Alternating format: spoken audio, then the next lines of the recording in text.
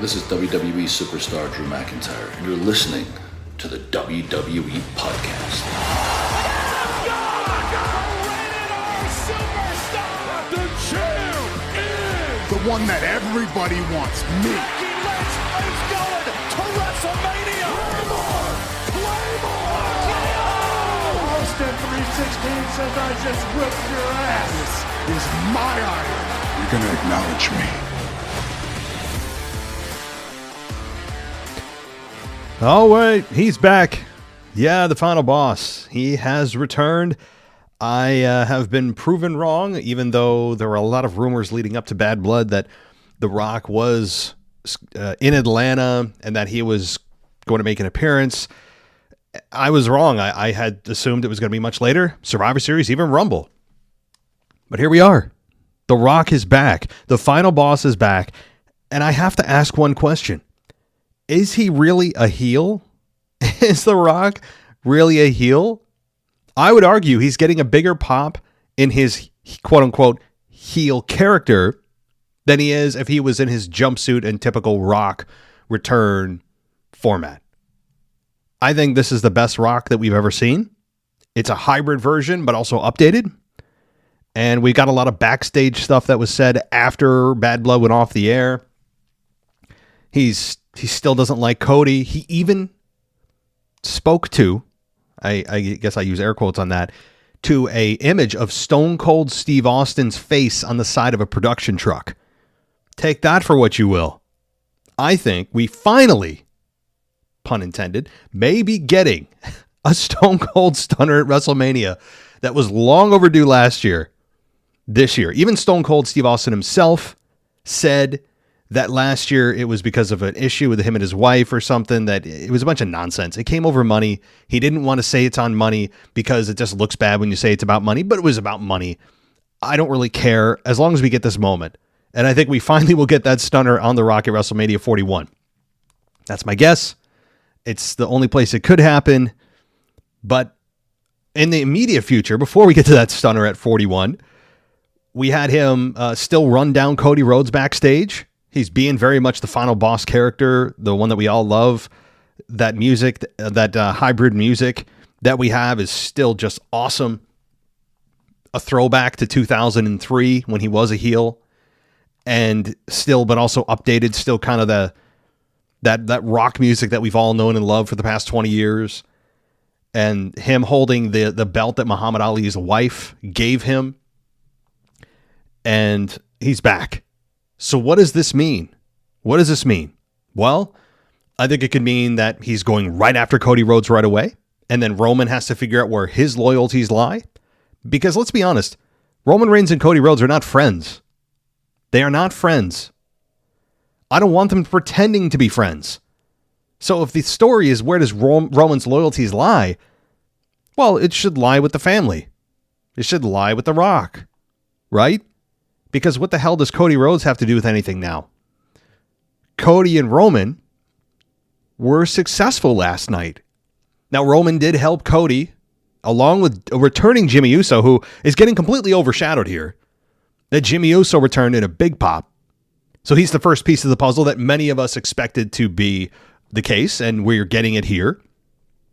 So they're building to a, what do we have, 7 weeks until Survivor Series. So Jay could come in towards the end of the fold here. He doesn't have to do it right away. He's got his own thing going on with the IC title on Raw. And we'll see where that leads. If he drops it, if he keeps it during the reuniting with Jimmy, we'll see. But right now, Jimmy has been the first piece of the puzzle introduced back into the fold for the OG bloodline. Paul Heyman has not yet returned. I thought it would be a 2-for-1 special with Jimmy, but it's not, and that's okay. That's okay. I think Paul Heyman is going to be another massive piece to return, and probably the next piece to return, I would think, before Jimmy does. Or rather, Jay, I'm sorry. So Jay is now the backup to Roman.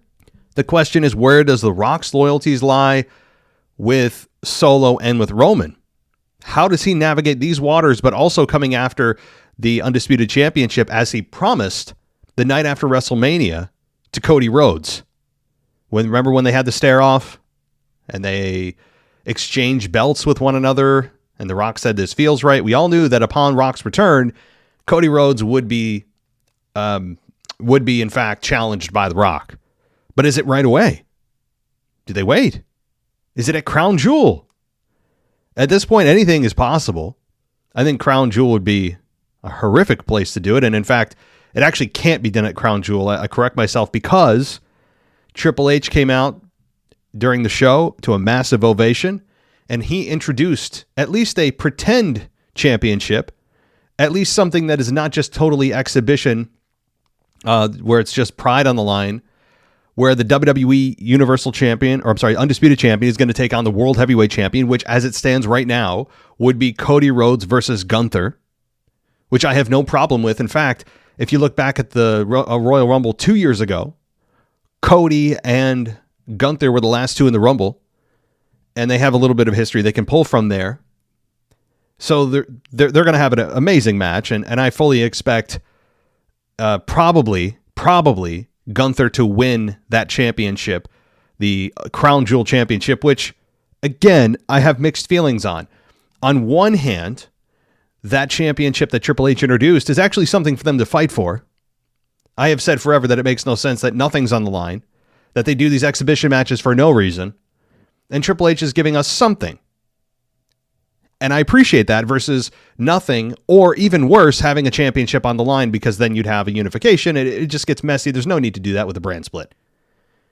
So this is really the middle of the road option where you have them competing for something, even though it's made up out of thin air. So I appreciate it. This is really the only thing they can do, because you can't award them a title shot. They're already the champions. You can't have them compete for each other's championship because you have a brand split. So what do? Well, you make up something. So the question is, whoever wins this, which I assume is going to be Gunther because The Rock may interfere. First of all, who cares about that championship? Nobody, right? And who wants to be the champion of a PLE that has been critically panned by a lot of the audience that's not in Saudi Arabia? I mean, these Saudi shows are some of the most, even you hear the crowd boo. You heard the crowd boo. Because they're like, yeah, no one cares. Out of every PLE to create a championship for, you're going to create one for Crown Jewel? You know? But I don't blame Triple H for doing it. I'm sure they're self-aware enough to understand that a lot of fans have a lot of negative emotions towards Crown Jewel because of everything that Saudi Arabia stands for, and the blood money scandal, and a lot of cultural and political issues with Saudi Arabia, which are just facts. And I don't want to go through them chapter and verse here. Just there's a lot of issues with women specifically in the country. But moving on, WWE, Triple H created a championship here. And again, they're creating a championship for a PLE that no one wants to be champion of, much less even be involved with. I'm sure, like a lot of the talent are kind of hanging their heads like, well, I'm getting a good paycheck, I'll go.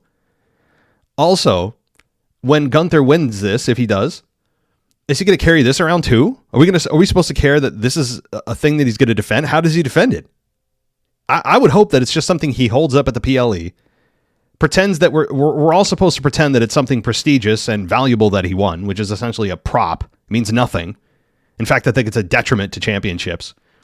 But I would hope after that, after we get the photo op and the picture that goes on WWE.com and all that, that he just either tosses it in the garbage, or he just puts it on a mantle in his home and we all forget about it and never talk about it again until next year where he'll defend it. Or he doesn't. I mean, and also, if he doesn't defend it next year, there's just going to be infinite number of champions that are the champion of Crown Jewel, because you can't defend it if you're not the champion. It's kind of weird. At the same, it sounds like I'm complaining. I'm just giving you the reality of how most fans view this event at Crown Jewel, which is not in a bright light. And I think that it's Triple H. Triple H is doing something, and so it sounds like a complaint, but it's really not, because there's no other option here other than leaving things as they were and having them compete for nothing but pride, which is, that's an option. But anyway, so we have a championship no one's going to care about in the Crown Jewel Championship, which the belt looks fine. I don't have any issues with it, I guess. And it is what it is, and it'll be Cody versus Gunther. The Rock will probably interfere.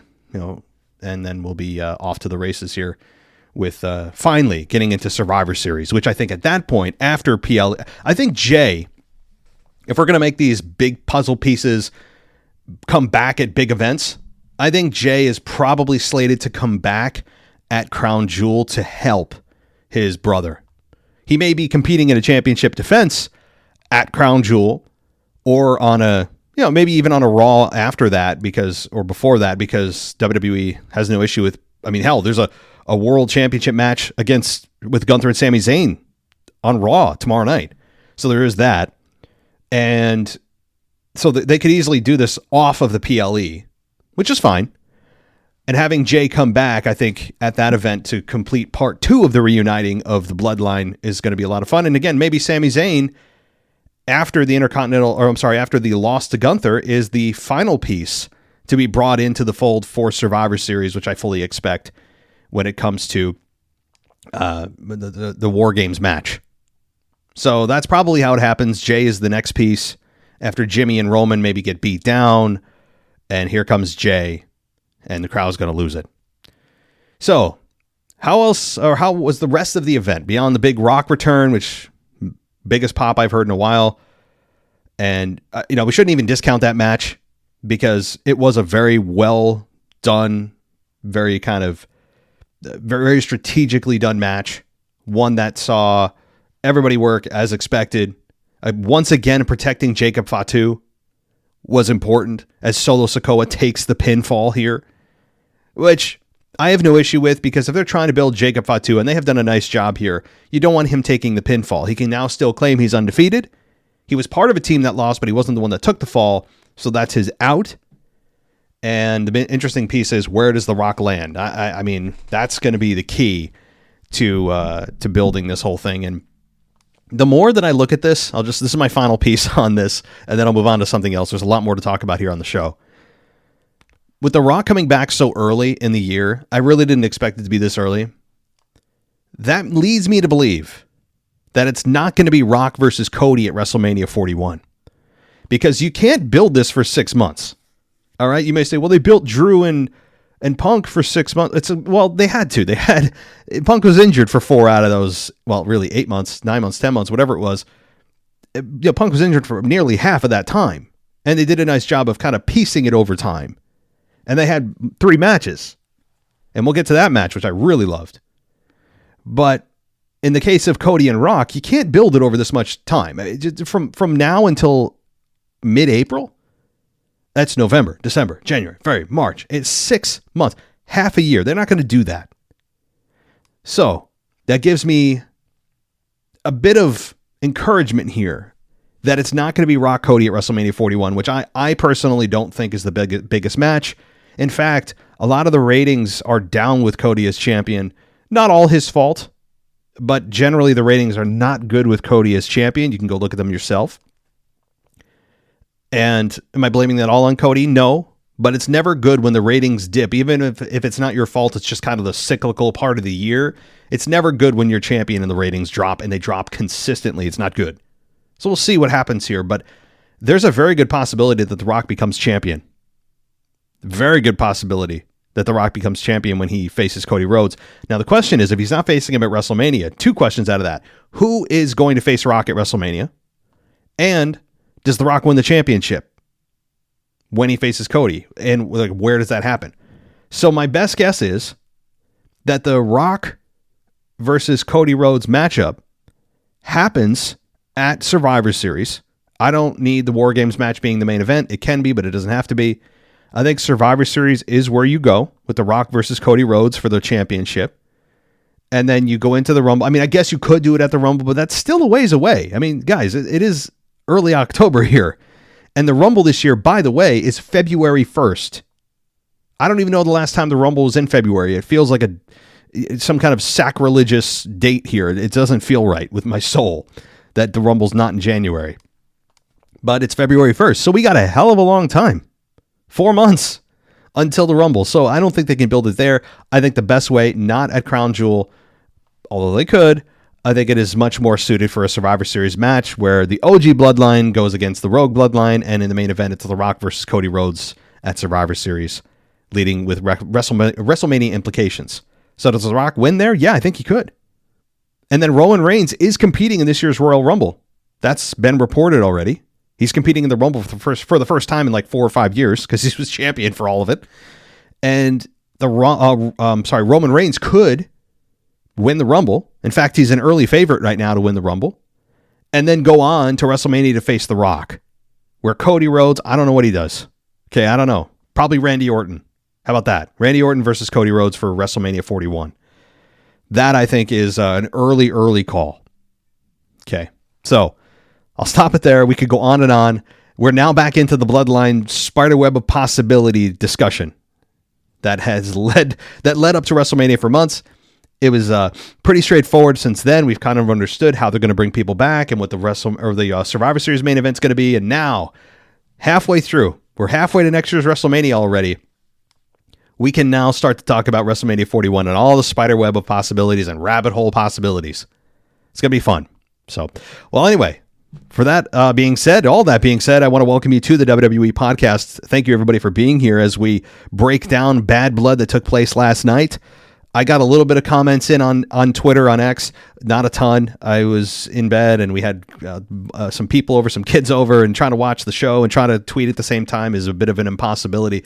So I apologize for that, but I hope everybody who was in the Discord server had a lot of fun. My sense is that you did. I popped in there really quick to see what was happening, and the discussion's always very lively in the Discord chat over on Patreon, which, if you want to join, patreon.com/WWE podcast is the way to go, because you get everything ad-free, a 1-week free trial, a Discord server, and a lot of other perks, including a new After Dark show that will be on the way, as we're in the works with a new co-host or co-hosts. I may end up doing more than one co-host to keep things fresh. So, all right, well, on that note, last quickly, I want to welcome some new people to the WWE podcast fold. Andy P, Gabriel S, John A, well, John Adams, I think that's what it was. Although, anyway, Andy, Gabriel, John, as well as DUYY, do you want a gaming?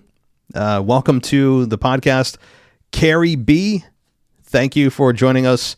And Steve M, thank you, everybody, for joining us over the weekend here for Bad Blood. And if you like our content, continue to join us. I hope that you enjoy everything that we have, and a lot more to come, especially as we roll already into WrestleMania season, which is, to me, for my estimation, I know it all officially starts at the Rumble, but for all intents and purposes, it starts unofficially at Survivor Series, because a lot of stuff happens at Survivor Series that leads into WrestleMania season. So, let's get into the rest of the show here, as we had the hosts, which were just as bad as you'd expect. And I hate to say that about, especially Bianca. So let's get a little bit of the negativity out of the way. But overall, I thought it was a really good show. We had Bianca Belair and Jade Cargill, who are women's tag team champions, that were doing nothing other than sitting in the VIP lounge and making stupid comments and saying really nothing of any substance, and standing at the bar and doing their little poses and phrases. And Jade, of course, has nothing really much of anything to say. And I need Bianca out of this now. I'm screaming this from the rooftops. Please get Bianca out of this. Please. She is a top tier talent that you've sacrificed now too long at the behest of trying to get Jade over. And I appreciate that, but there has to come a point where it's enough is enough. And I think we're at that point. I'm not saying Jade is going to fail, but we're going to find out. It's time to see if she will. She's a grown woman, and it's time to see if she can swim or sink. All right, let's go. I'm done with the whole team, because I hate seeing Bianca, and I hate that I hate seeing her, if that makes sense. When I see her, I hate myself for hating that I don't like watching her, because we're getting the worst version of Bianca in this obnoxious, mean girl, just really the worst version of Bianca. You guys know what I can't really quite eloquently put it into words, but you know what I mean.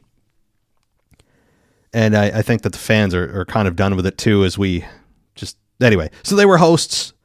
Peter Rosenberg was in and out of there too, and We had some other big stars in there. DDP, I guess, was there, and some others. You know, a lot of cameo appearances from stars, too. Arn Anderson was in the crowd. We had Goldberg. We'll get to that with Gunther, which was just an A-plus segment. Gunther continues to just elevate himself into legendary status. We'll get to that. Who else? Jacqueline was there. Mickey James was there. That was a lot of fun. Booker T was there. A lot of big names. Which was a lot of fun to see.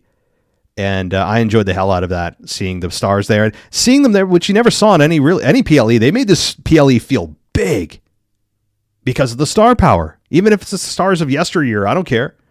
Having them in the crowd made all the sense in the world. Made the event feel bigger. The one thing I'll say generally about the crowd, I wasn't very impressed with the crowd. Now, I'm not comparing them to the overseas crowds, okay? I have had my issues with overseas crowds, as you guys know, because they're louder, but loud for loud's sake, and they've got their own agenda. They supersede anything that's going on in the ring for their own sports chants that they just literally chant for 3.5 hours, which is obnoxious. As a fan from the United States, I'd probably speak for many of us here in saying that it's, you know, when you hear the same chants and songs over and over, that sounds like you're watching a soccer game overseas that you have no interest in. It sounded like that for a lot of the events, and I don't care how many decibels. I don't care if they broke the decibel meter. The volume is not just a upward graph. Like if there's a satisfaction graph here on the x-axis and on the y-axis, it's decibels. It's not a straight line of more decibels equals more satisfaction of watching the show, because it depends on what they're reacting to. If they're just reacting for reacting's sake, I really have an issue with that. But I have to say, not comparing them to the overseas crowds because they are a different breed. Comparing them simply to just typical United States crowds, I wasn't impressed. They were quiet for a lot of it. Even during the CM Punk entrance, I don't know what it was. They sang along a bit, but it wasn't like an overwhelming reaction for Punk. And they were the first match out. And the reaction for Punk was, I don't know, I expected much louder. And it wasn't. The crowd wasn't dead, but I guess my expectations for a event like this in a big city are higher, even if you're in the United States. I have a bigger expectation. And Atlanta, I think, fell short a little bit. And again, they weren't terrible. They were just at times, I'm like, are you guys still, hello, you guys there? I wanted to like wake them up, like tap them on the shoulder, like, hey, you see what's going on here? Can you guys react a little bit?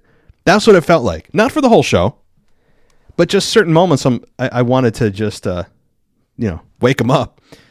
Anyway, so now that I've endeared everyone to the city of Atlanta, and I've endeared myself to them, let's talk about the first match here, which was Drew and CM Punk.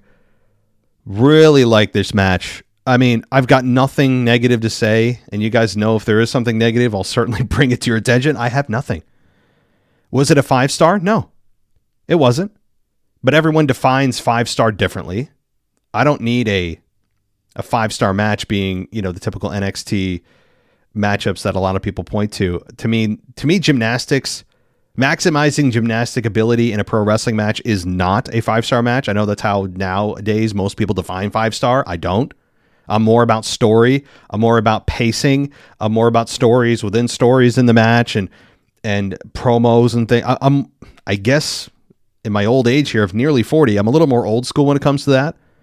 I'm not about the gymnastics part of pro wrestling because that results inherently in a lot of underselling and more of just cool moves. Don't tell Ricochet that. He'll probably, wet himself. But I thought this match was really good. From the beginning, the pacing, the staring, they didn't go 100 miles an hour, which I really appreciate in today's environment. I think it was a well done psychological match that really has been the main driver for this whole thing is the hatred for one another. How long this has gone on, how it's affected their personal lives. And they just did a stellar job from a in-ring psychology standpoint. The bumps they took were, both men absolutely must be waking up today, and the first thing they're thinking is, oh my God, right? That's the first thing they're thinking in their minds, because their bodies were punished, both men. Especially that, I mean, a couple of bumps that Punk took were brutal.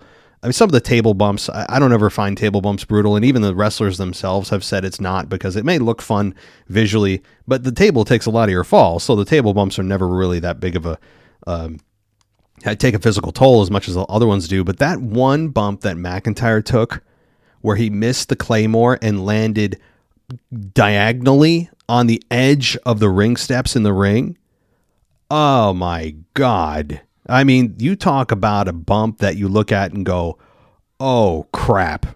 You know, you're waiting for the X sign. Even the referee goes back quickly when he saw that, and he made sure that, that Drew was squeezing his hand. That's obviously the big thing they do is have the wrestler squeeze the hand of the referee to let them know they're okay. And that's what the first thing the referee did, which he should. And it was well done. And I thought that one scared me, but they didn't go outside the Hell in a Cell, which I appreciate too. I appreciate they didn't go outside the cell, because not every Hell in a Cell needs to have a bump off the top of the cell to be good. It also defeats the purpose of what the cell is meant for, which is to keep both competitors in the ring. So you can have that occasionally happen, but I don't need it all the time. So we had that. We had tools being used from a toolbox.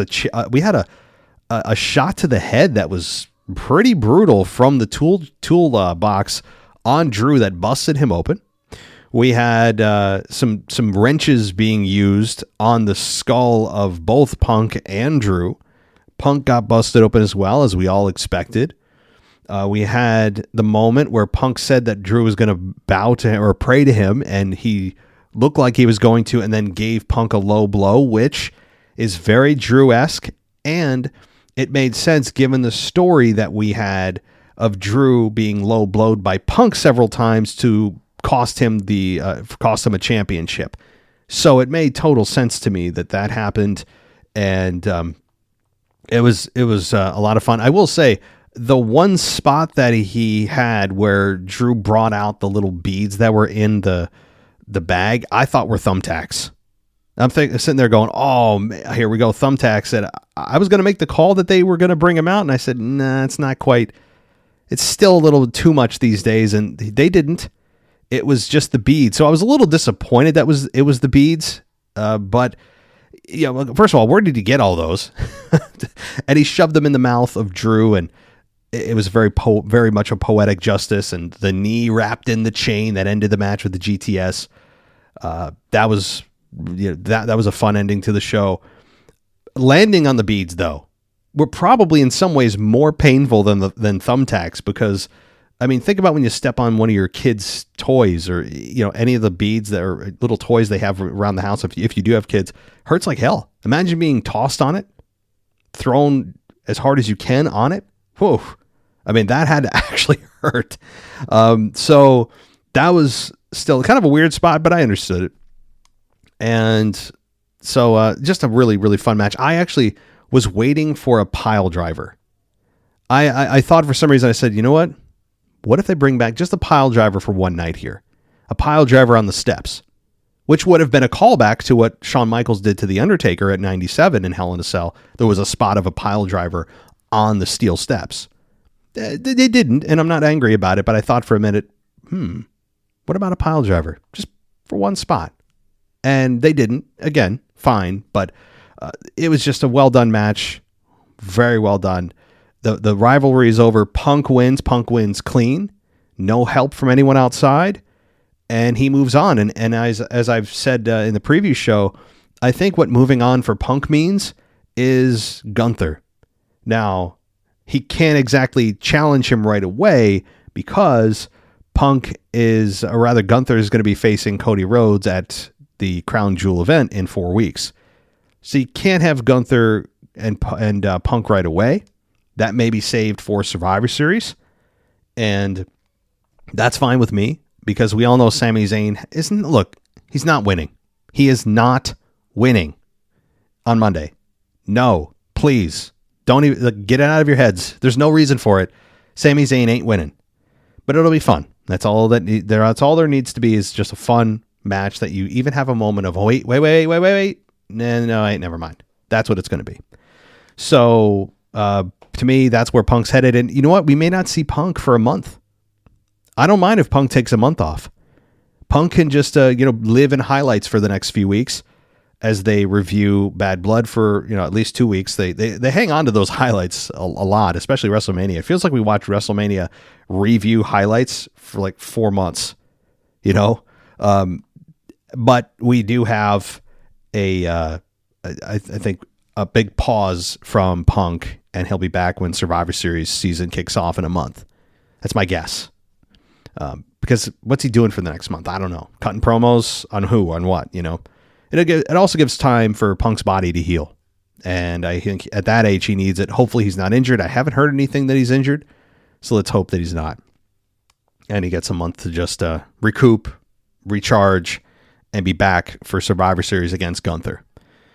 So, also, didn't Triple H, I don't mean to go back, but I have a flashback in my mind that he's calling this a new era. A new era again is beginning at Crown Jewel. Did he actually say that about that imaginary championship?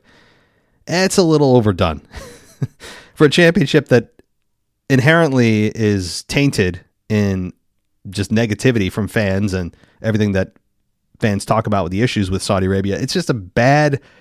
That's clearly not the case. A complete over exaggeration of what those championships going to mean, which is nothing.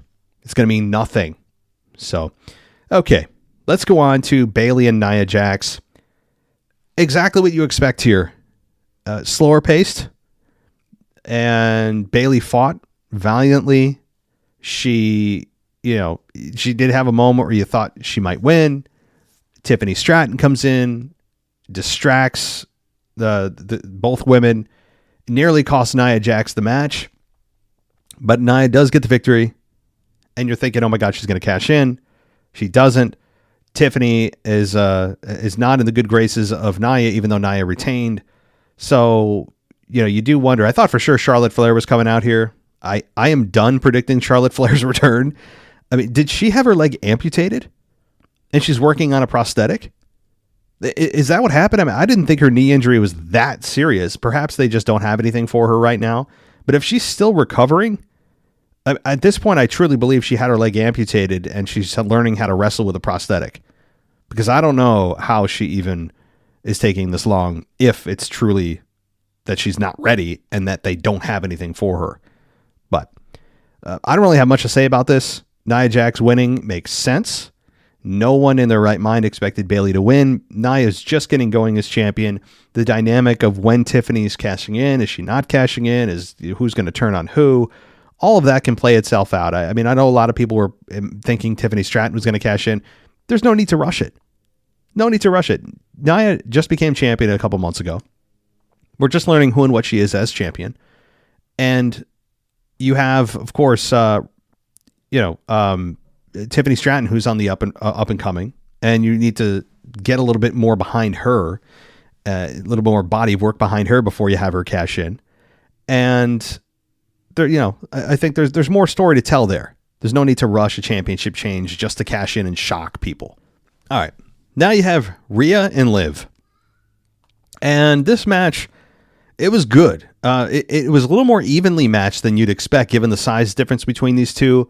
Dominic in the shark cage. I thought he was suspended above the ring. He was suspended. On the side of the ring, and he played up being afraid of heights and all that. And we had Rhea taunting him, and he fell from the shark cage, but he was tied in with the chain that was there. And boy, he had a lot of faith in that chain. But Rhea then took a kendo stick to him, got a little revenge. And Rhea was winning. She was about to win. Here comes Raquel Rodriguez, who really botched that finish. It was weird. Weird finish. Crowd didn't react really strongly to Raquel. I think that'll change as time goes on, because she was certainly not suited to be a babyface. She much more is a heel. And Rhea has now somebody comparable in size that she can work with, which is going to be the big threat to Rhea. and Liv likely moves on here. But does she move on? I mean, we could easily see Team Rhea versus Team Liv at Survivor Series in the women's version of the War Games match, and Raquel clearly is going to be on Liv's side. So that's going to, that's probably where they go. While I thought this program was ending, they do need a women's version of the match here for Survivor Series, and it's probably going to be Team Rhea versus Team Liv.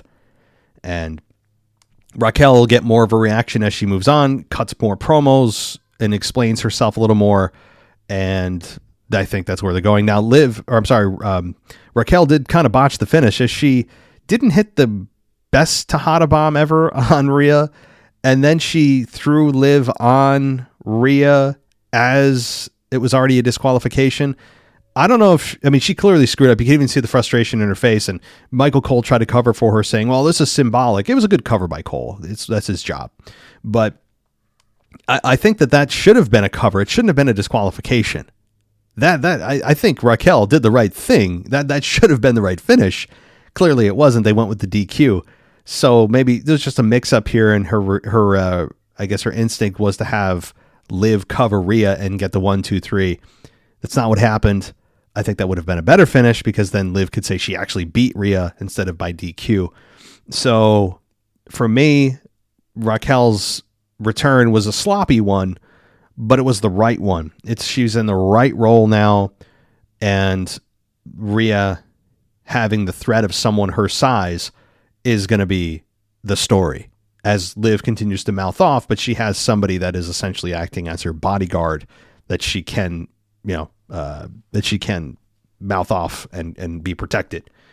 So the story doesn't seem like it's over, and it probably won't be over until Survivor Series, likely. So strap in. We're not done by a long shot with Rhea and Liv, and now Raquel's the new ingredient added here. So, but it's good to see Raquel back. I know she was going through a disease. I forget the name of it.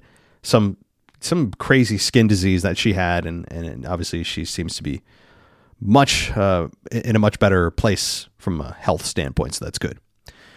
All right. What else happened on this PLE? Well, we had Gunther.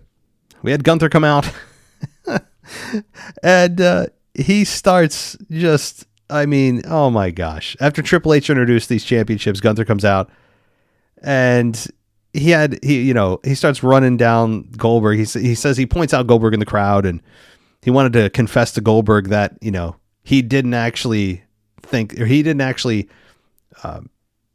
feel that Goldberg was a hero of his. He was just, trying to anger Bret Hart or whatever.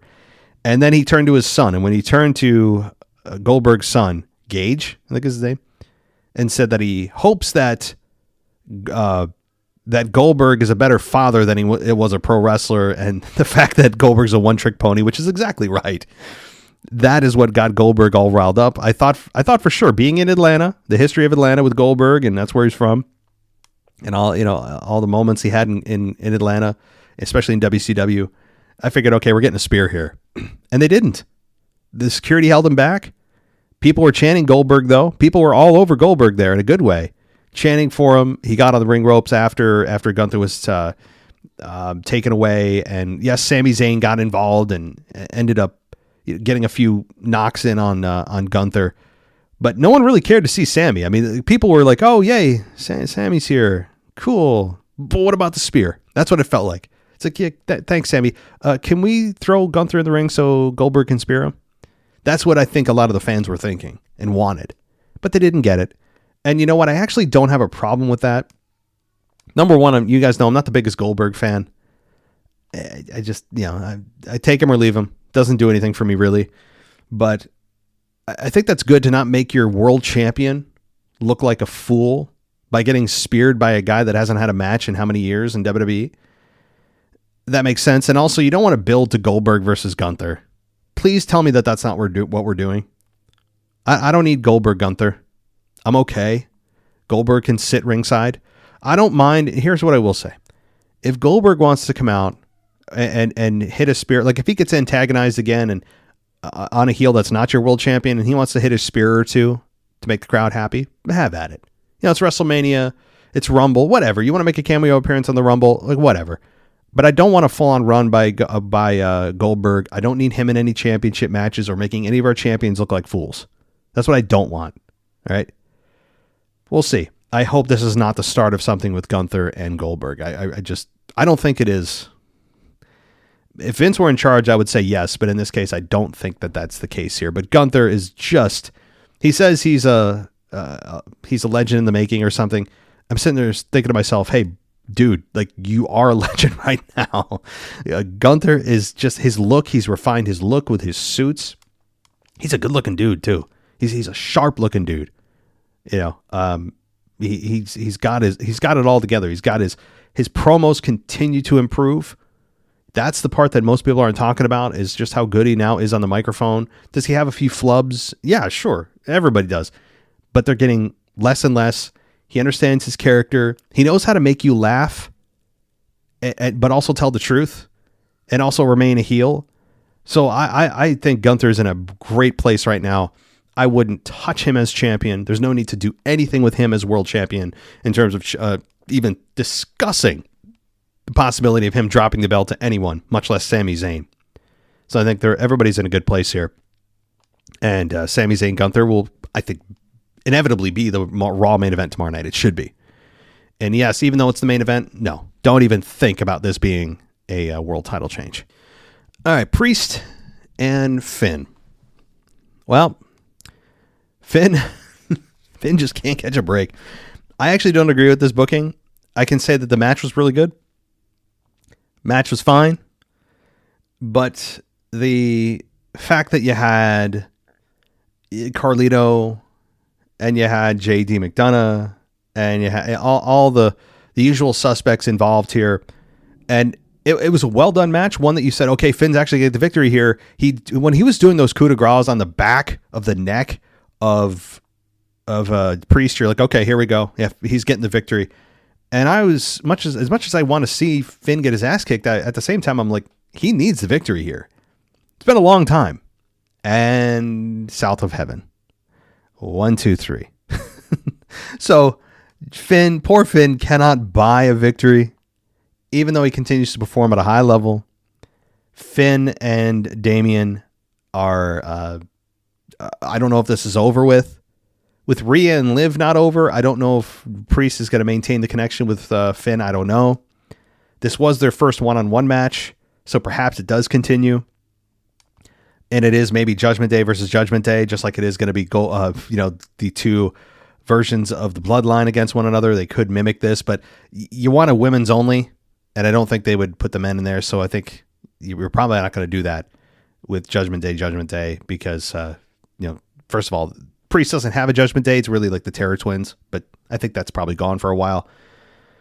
And this match was really good. Again, it shows you how good Finn Balor is. It reminds you how good he is. The dude is a world-class athlete. I mean, he can take a bump. He is so smooth in the ring. His reversals, everything about the guy is just top notch. And the bump that he took with I think it was the Razor's Edge on the ring apron.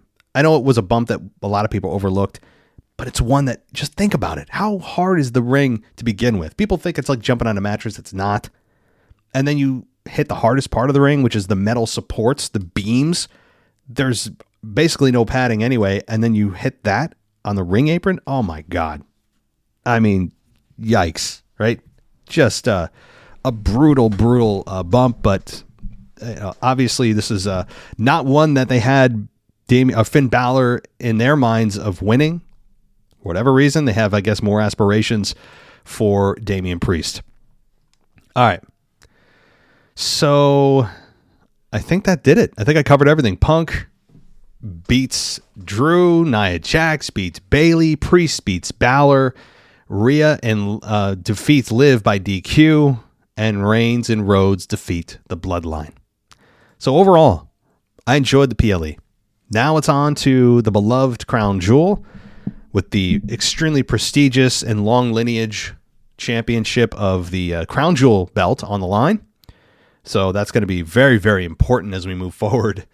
I say that with all the sarcasm in the world, but it's coming. And I think that it's going to be a fun match either way, even if there wasn't anything on the line. I mean, you know how good Gunther works. You know how well Cody Rhodes works. And I think these two put together is going to be just, I mean, very, very good match with a imaginary championship on the line. So that'll do it for my Bad Blood review. This is kind of a co-weekend review. I know I didn't review SmackDown. We really didn't review SmackDown at all this week because it happened so quickly. And SmackDown is usually very non-consequential when it comes to the week of a PLE because it falls the day before. There's not really much change. It's just final build. And now we're off to the races here. But hopefully we have a new After Dark for you this week with a new host.